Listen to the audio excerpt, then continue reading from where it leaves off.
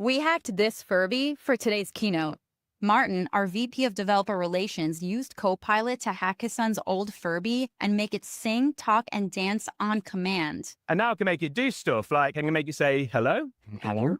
He even connected it to Home Assistant, and you can do it too. All the info's on the PyFluff repo on GitHub. The keynote ended with a Furby choir dancing to a hauntingly beautiful piano piece.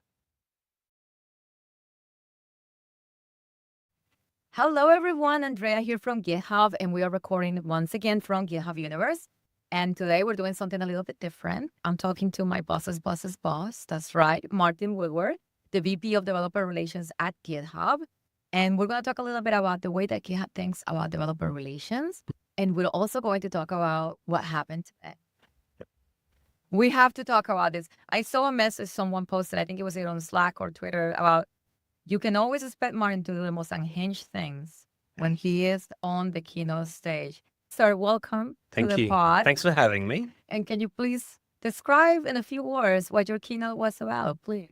My keynote, the goal of my keynote, I wanted to ask the question of why are we here? Why are we all here as developers? What are we doing? Especially in the world of it's too easy to, people have concerns and people are worried, and I was like, no. So the whole point was to get across that AI doesn't create great software. You create great software. You need that inspiration, that spark to create goodness in the world. And so the way that we did that was to go on a bit of a journey where we started off and I told a story about my son's Furby and how I found it in his closet and things. Amazing. A proud mama of two sons, but I've got sons who are getting ready to leave. My last one's getting ready to leave for college. So you can imagine how that feels. Don't go there. No, and right. Yeah, I talk about the Furby, how I wanted to hack it, hook it up to Home Assistant. And then I was literally on the phone to your boss's boss, Ashley, and we were chatting and I was like, oh, I really want to do this project, blah, blah, blah. But this thing's out of date. And I was like, oh, hang on. And it was, I've got Copilot. And it was one of those, you know, how you keep forgetting, oh, hang on a minute, maybe Copilot could do this. Yeah. So I just pointed it at BlueFluff, which is this open source project for the Bluetooth protocol of the old Furby that my son happened to have.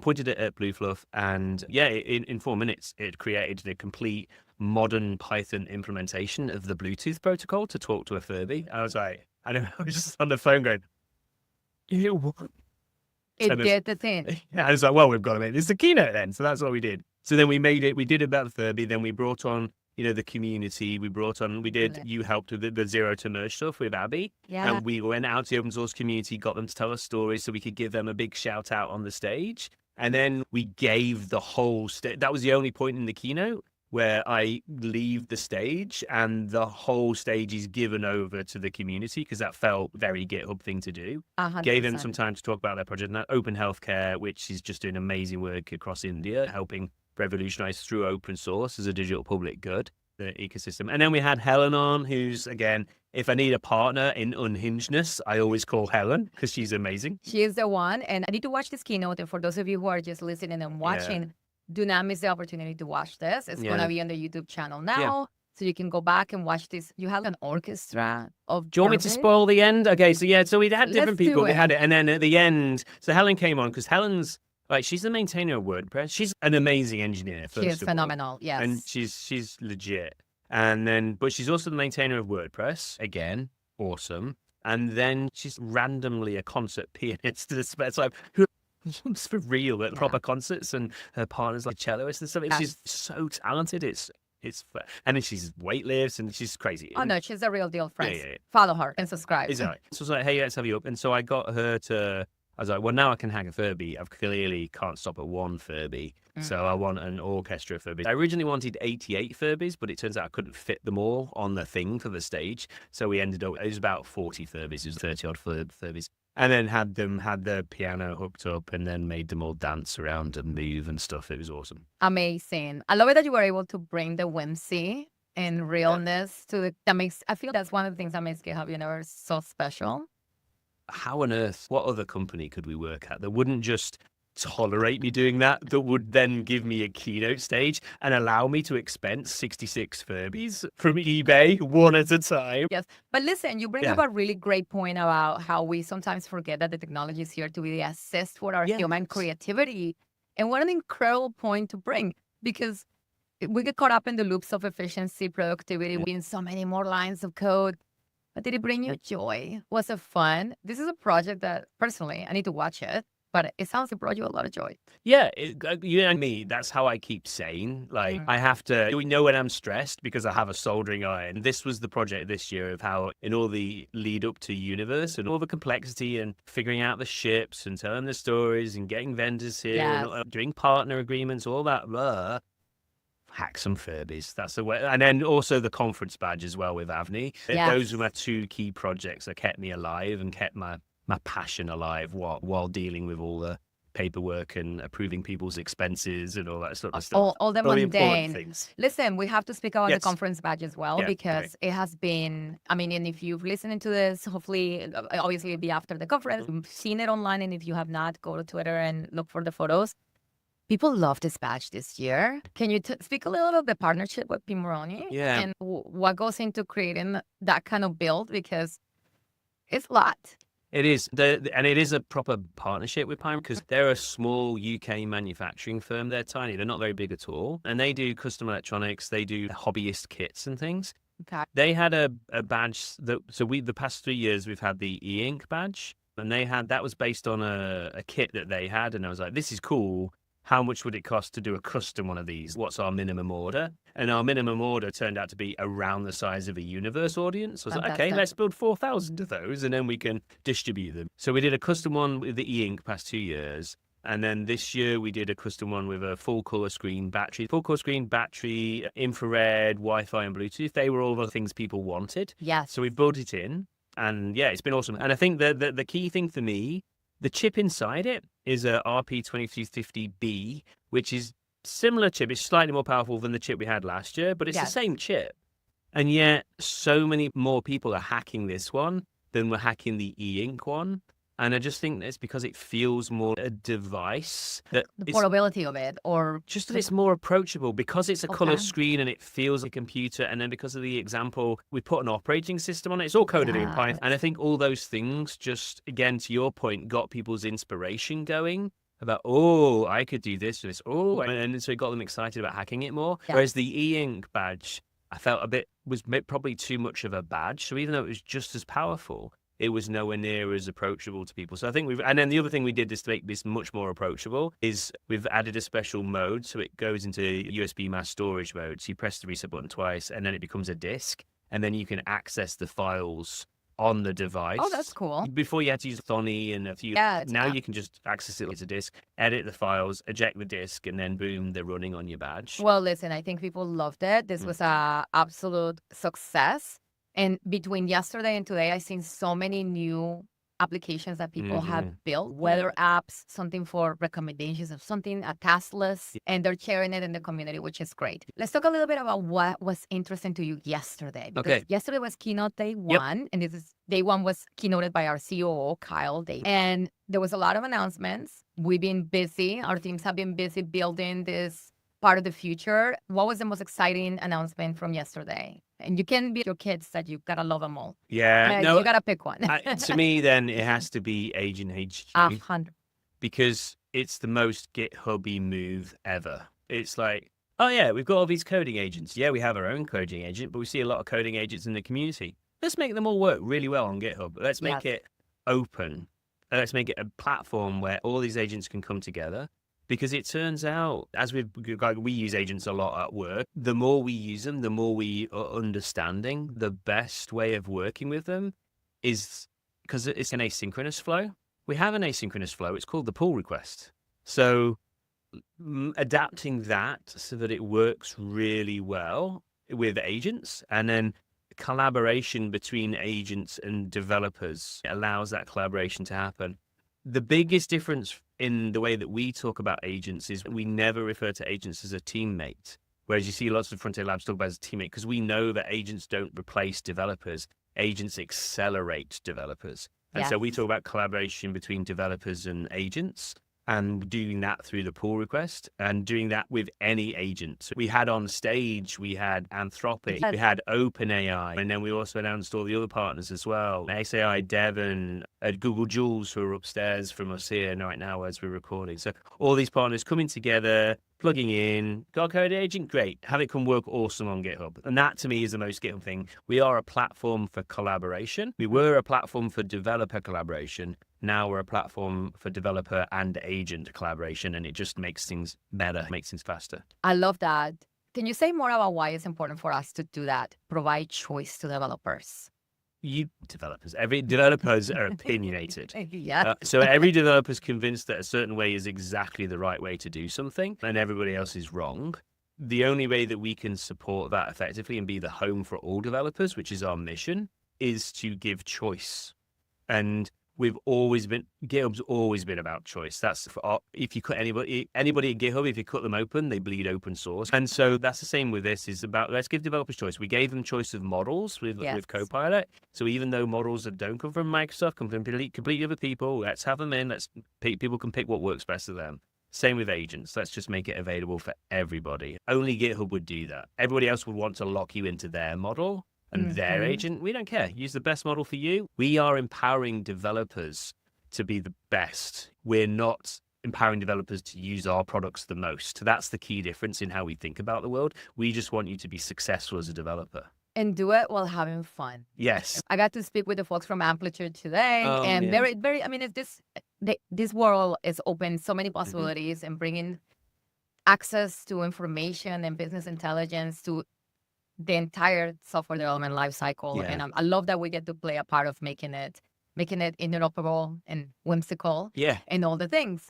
And of course, we talked about AI, we talked about Agent HQ and all the great ships there. GitHub Copilot has been our bestie for a few years, and it's only getting more powerful, always with the power of choice of model, the choice of custom agents now.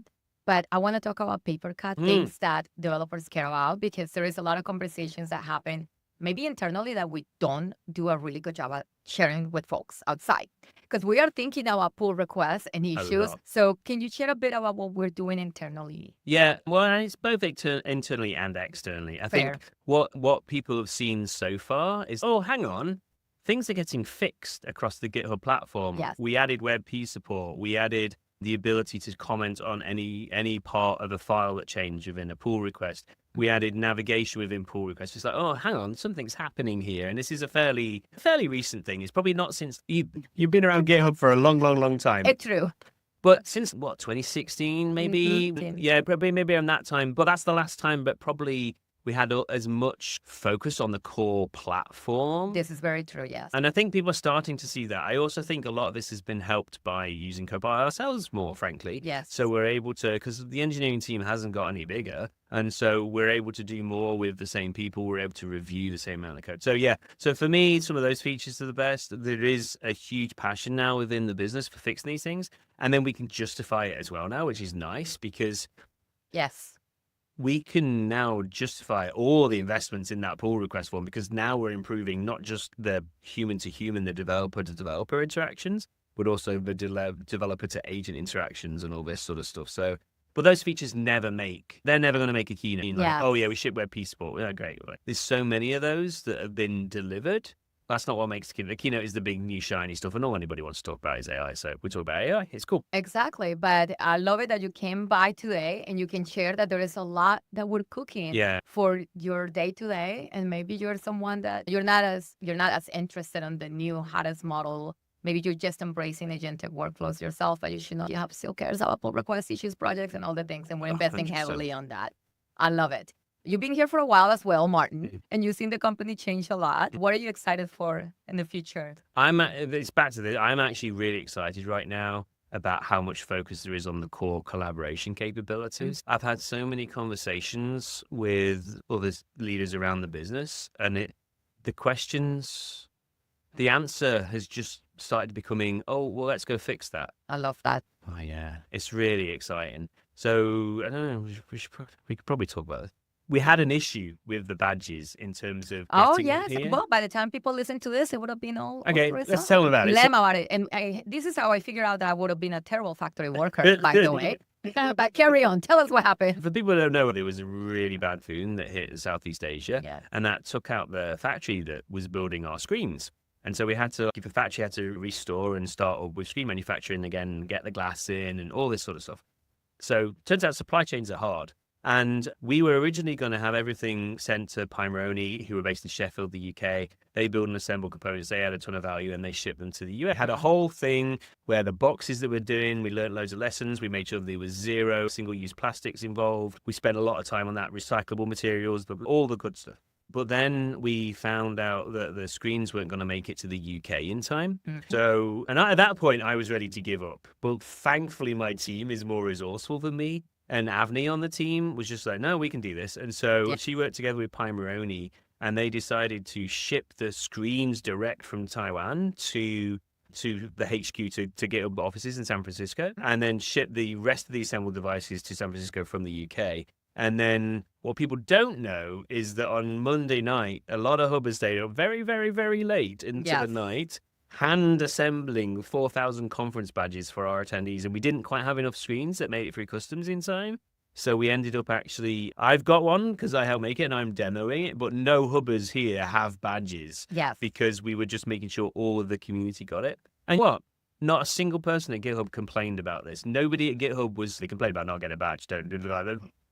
People at GitHub love swag. Yes, we do. Yes, we do. But the making of the badges, people were just like, oh, you need help? Let's rock up. How can I help? It was the best team building exercise I've ever seen across the business. I loved it. I messaged a friend because they wanted to make plans. And I'm like, listen, I'm doing a shift. It was fantastic. I make connections with people from certain parts of the company that otherwise. Yeah, revenue and support. 100%. Everybody just came in. I'm like, when do we get to sit around next to each other? And we have to hone into an activity that's very repetitive. Yeah. So shout out to Avni for putting off the effort and to all the hours who showed up and made sure that everyone here got a badge.